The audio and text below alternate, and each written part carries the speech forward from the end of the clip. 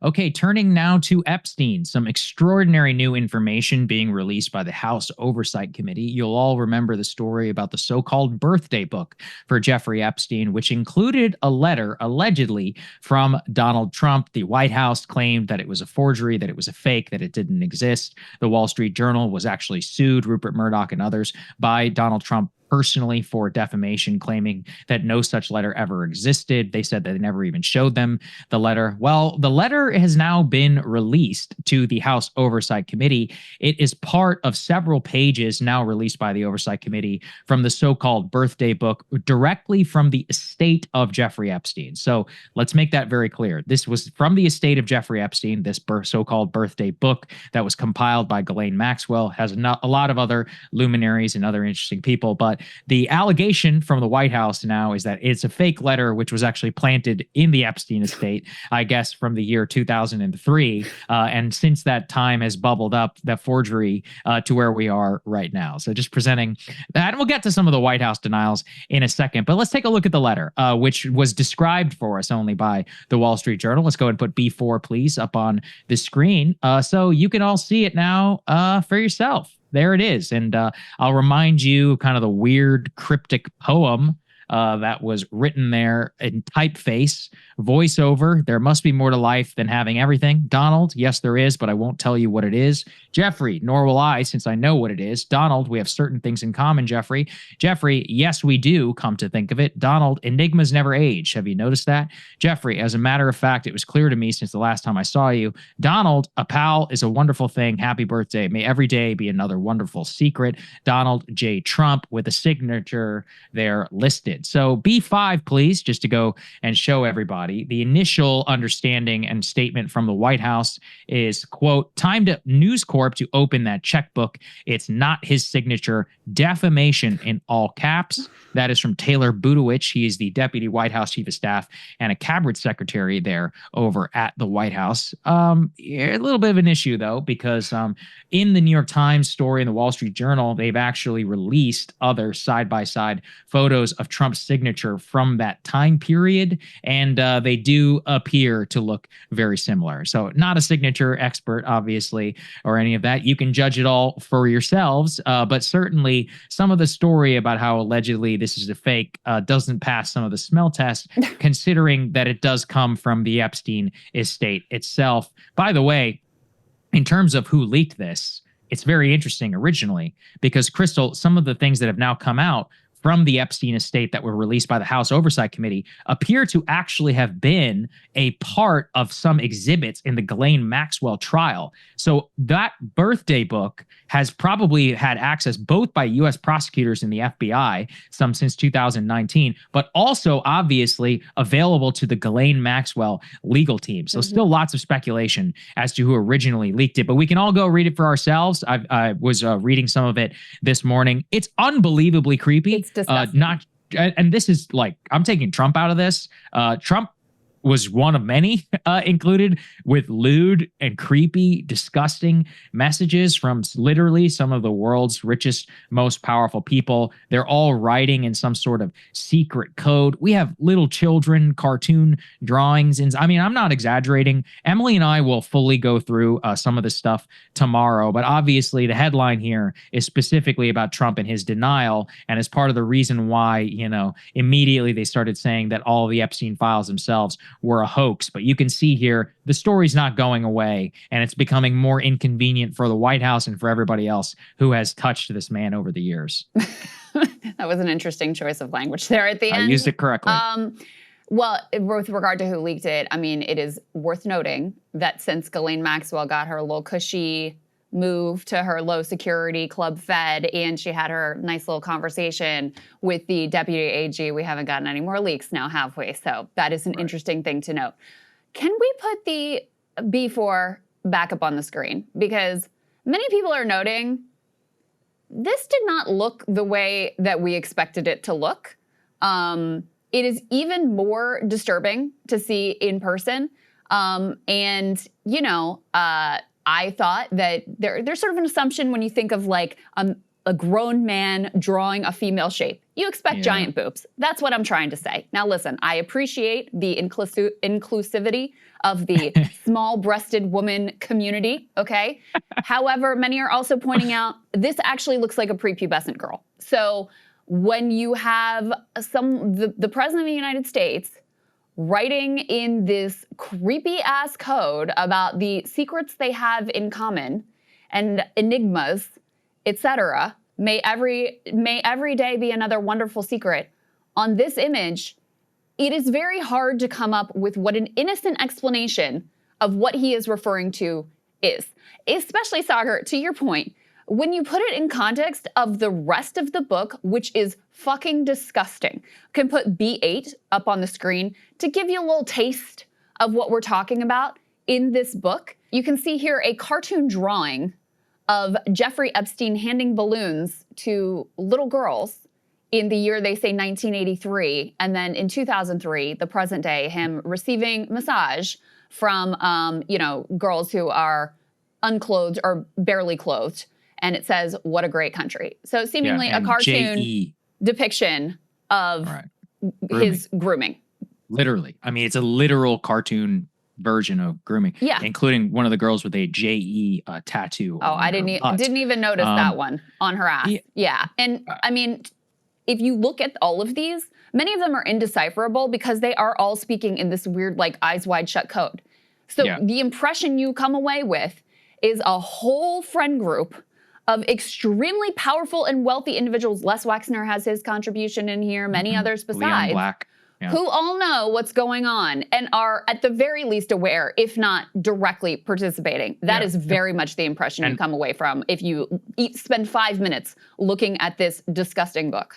Yeah, look, it's all public. You can all go read it for yourselves. I encourage you to do. I mean, we'll just pick the craziest image. Tomorrow, I'll actually collate some others. By the way, some other interesting information that we can connect. We also have the Trump one that you mentioned. B7, please, we can put on the screen. This just goes to show, the kind of the crass nature that all these guys were talking to each other. So here, it appeared to be some check, like one of those large novelty checks for $22,500 signed by somebody who signs it DJ Trump to Jeffrey Epstein.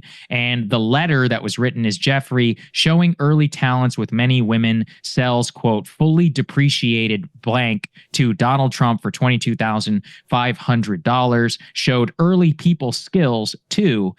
Presumably in both of these cases, Michael Wolff has pointed to the fact that Epstein and Trump shared a girlfriend, which may be their wonderful secret and or their enigma / the depreciation. But this is the tone that they're using. And that's kind of what I want to highlight is that every person in his orbit just very obviously was in on the quote secret. And look, I mean, many of these girls, like, I don't know. I mean, in some cases, they're pointing to like 18 to 22-year-olds, which is creepy, legal. But, there is a children's section actually of the book with handwritten notes literally from children, including one of what appears to be a teenage girl of literally just photos of her like playing the piano. I mean, very, very disgusting to be included in the birthday book. I don't know if it was submitted by a parent. I don't know what it is, but like handwritten stuff also written to him in crayon and other types of drawings. So, I mean, I don't even have words for all of this. It is really, really gross. It's disturbing. It's so disturbing. It connects to the political story as well as the Republicans kind of scramble on how exactly to respond to this. My personal favorite was a new claim by Speaker of the House Mike Johnson that Trump was actually an FBI informant on Jeffrey Epstein.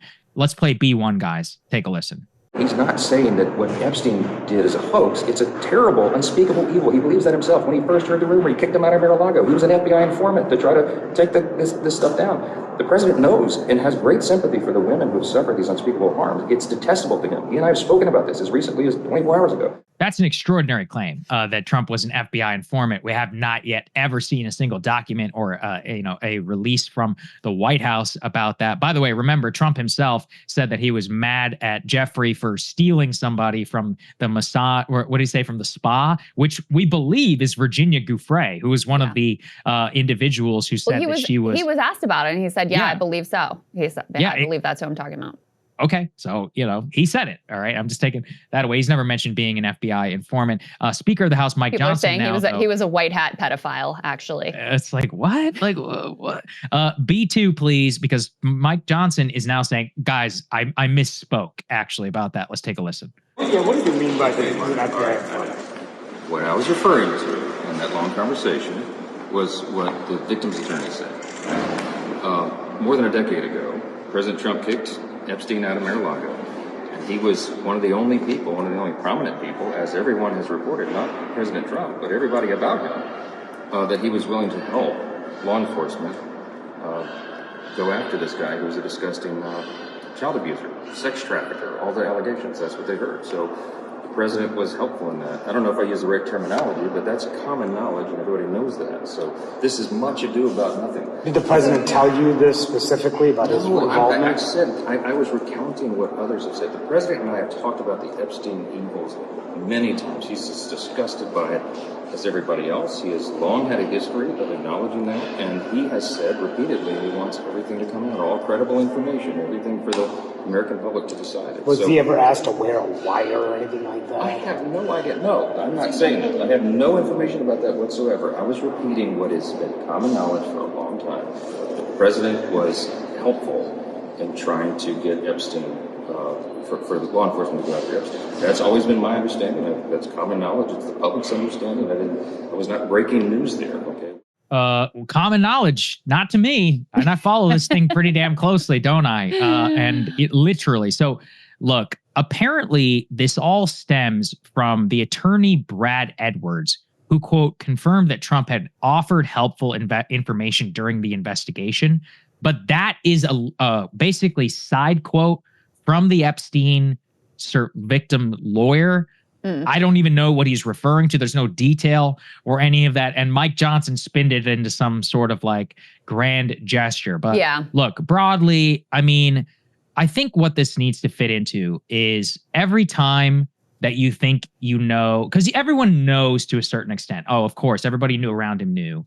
But to see it in the cartoon, in the way that these guys all talk to him, it's really sickening. And especially when I pair it. Look, I mean, the pedophile stuff and all the other, and the creepy grooming behavior, et cetera, that Epstein was up to, that's the most salacious part. And that's kind of what everybody focuses on. But the part that I focus on is his connections to power, which enabled potentially, the sweetheart deal of 2007. And the heart of it is all in the money and potentially in intelligence connections, which remain, totally unexplored by the vast majority of the mainstream media. To their credit, they did actually publish a new investigation here. Can we put B3 up there? I highly recommend everybody go and read this, because this is really what I've been talking about now for several months about the Epstein case. This is the heart of all of it. The New York Times expose, B3, please, to put it up there on the screen. And what we learn from it is just and look, a lot of this was already public. So, I knew not much of this was new information to me, but they kind of put it all together. And it's, quote, how JP Morgan enabled the crimes of Jeffrey Epstein. It details, people have heard me reference before, the Department of Financial Services fine of Deutsche Bank previously and their relationship to Epstein. But, the central character is this guy, Jess Staley, former CEO of Barclays, a JP Morgan executive previously, who worked hand in glove with Epstein over the years. I mean, Epstein was just enormously influential at this bank. He got away with stuff that nobody, not even high net worth individual people, are getting away with. Hundreds of millions of dollars. They processed nearly $1 billion in transactions in and out of his account. He's withdrawing hundreds of thousands of dollars in cash. He's wiring money all over the globe for human trafficking purposes, according to their own internal review. JP Morgan executives and others who work on a human trafficking squad are like, we need to shut this down. And they're like, no. And the reason why is, at certain points, Epstein is enormously influential to introducing them to the highest and most powerful people in the world, including Bibi Netanyahu.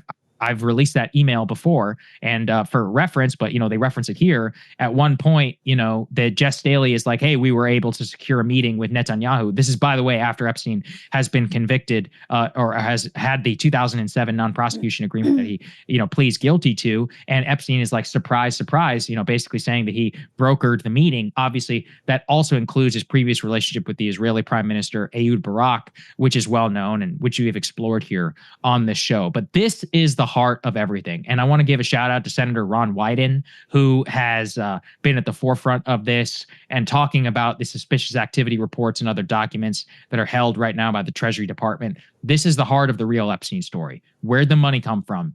Who was he sending it to? For what purposes? Why did Leon Black pay him $170 million? Why? Nobody can answer that question seriously. And it's the unexplored nature that potentially holds the key to this entire thing. Yeah. Wexner had an entry in the birthday book. He said, I wanted to give you, what you wanted for your birthday. And he drew a picture of some boobs. So that was his contribution. It could go deeper with Jess Staley, too, who there were many people at JP Morgan who ultimately protected Epstein. I don't want to say it was just this one dude, but this one dude was one of the, if not the most central, influential. And we've also talked about this on the show previously. These emails between them were revealed. Let me read you the relevant section from the New York Times. They say Staley emailed Epstein while sipping white wine in the hot tub on the island. Quote, "Next time we're here together," he wrote, "I owe you much." Other messages were littered with apparent sexual references. "That was fun. Say hi to Snow White," Staley emailed in 2010. Epstein responded by asking which character he would like next. "Beauty and the Beast," Staley answered. So it could be that, certainly part of how Epstein is allowed to remain a JP Morgan customer, even after, that all of his transactions are being flagged, and even after the non-prosecution agreement where he serves time in prison, whatever, is because of the money that he's bringing in. He's introducing them to Netanyahu, he's introducing them to Elon Musk, all of these big business deals, Bill Gates, et cetera.